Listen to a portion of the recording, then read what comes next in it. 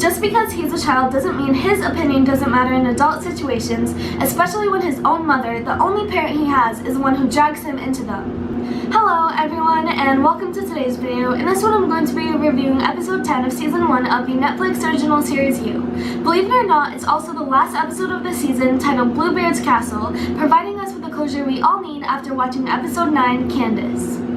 Joe and Beck have just gotten back together after realizing that being apart from each other was doing them both more harm than good, in the beginning at least. They couldn't keep their hands off of each other, but Beck was secretly terrified of living in Joe's ex-girlfriend Candace's shadow, so she took it upon herself to pry everyone who ever knew the two of them when they were together for the answers to the many questions she had, like why they broke up and where she went afterwards. Joe managed to put an end to all of that with a click of a button though, revealing to her that she changed her name when she made the bold decision to move all the way from North America to Europe, and it all seemed okay for the time being, that is. Eventually, Joe realized that Beck did cheat on him, even when she made him feel crazy for even thinking that, and Beck realized that Joe was the one who killed her ex-boyfriend Benji and her best friend Peach, two people who played an important role in her becoming the person she is today. Knowing that he couldn't let her roam the streets of New York City freely without putting his own life in danger any longer, he then took it upon himself to trap her in the basement of the bookstore, the same place that he trapped Benji before killing him, buying him time to contemplate what to do next. Now, if I was in Beck's position, I would be just as scared as she is, and for all the right reasons. For all she knows, she could be killed for knowing now what she didn't before, and no one would ever know why. She could disappear just like everyone else when Joe managed to get his hands on them. All he wants is for her to someday understand that he's not a bad person, but he can't do that if she leaves the box she's been trapped in so soon. She has a million questions to ask, but none of them are answered as he's too busy updating her social media to make it seem like everything's okay when it's really not even in the lives of the people around them. During a walk around the city that he takes to clear his head, he sees Claudia being taken away by an ambulance right outside of their apartment. Ron, of course, is a perpetrator, but he gets away with it like always when she insists that it was an accident, and in this moment, Paco, the one person who saw it coming for months now, is nowhere to be seen.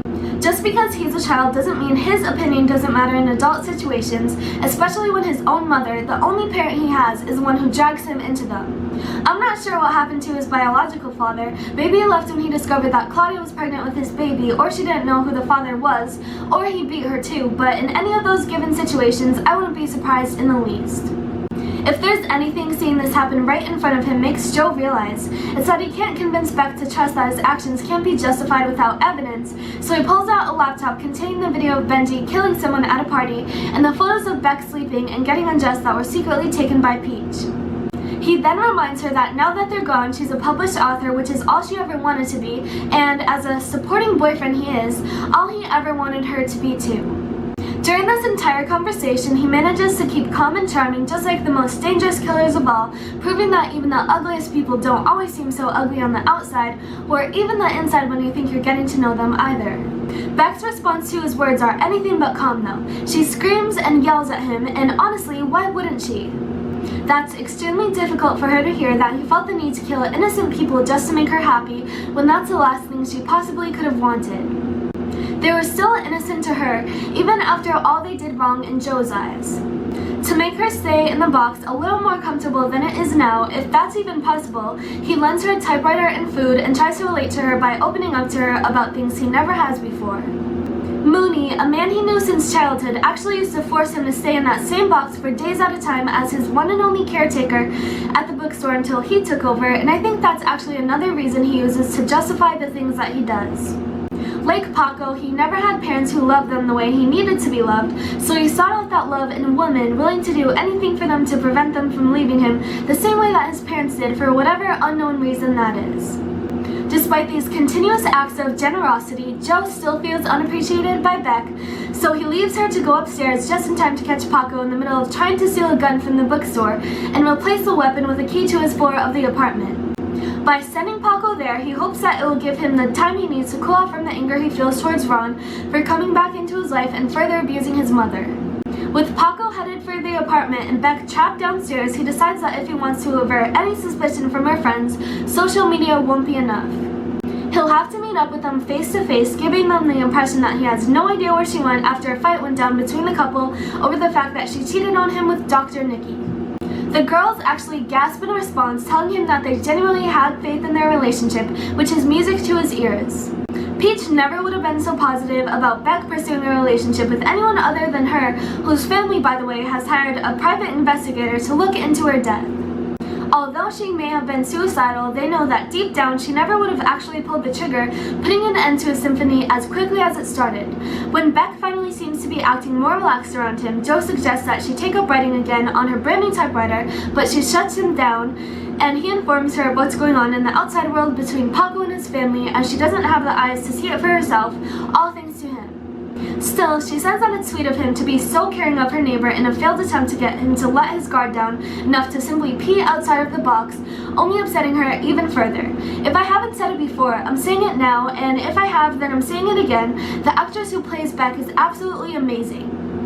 She has the same reaction that anyone else would have if they were forced to step into her shoes, but only on set, then most likely leaving, collecting her paycheck, and living her best life.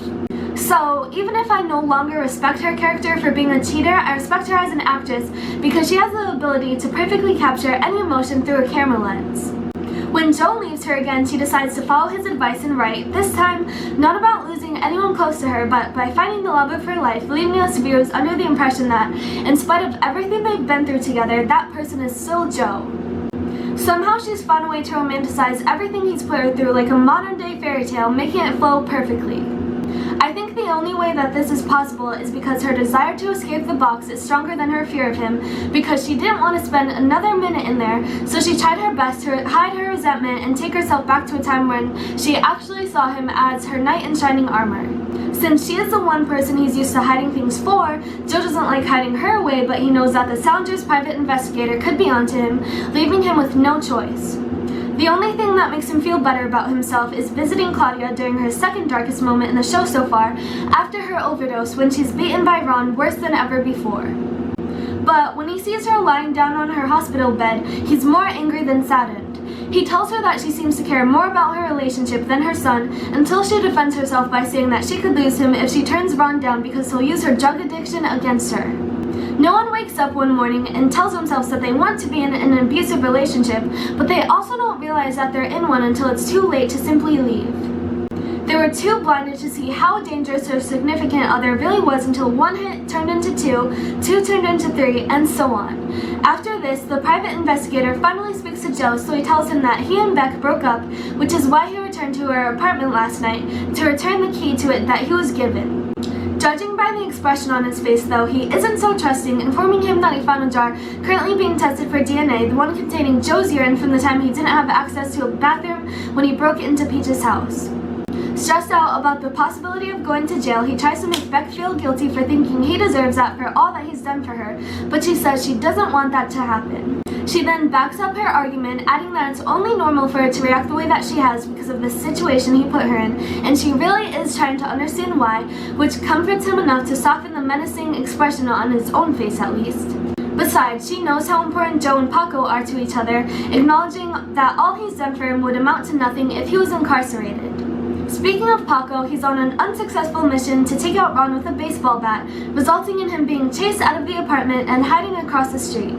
As brave as he tries to be in the face of evil, this scene proves that he's just a kid trying to protect not only himself, but also his mother, knowing that deep down they're good people in spite of all that they've been through.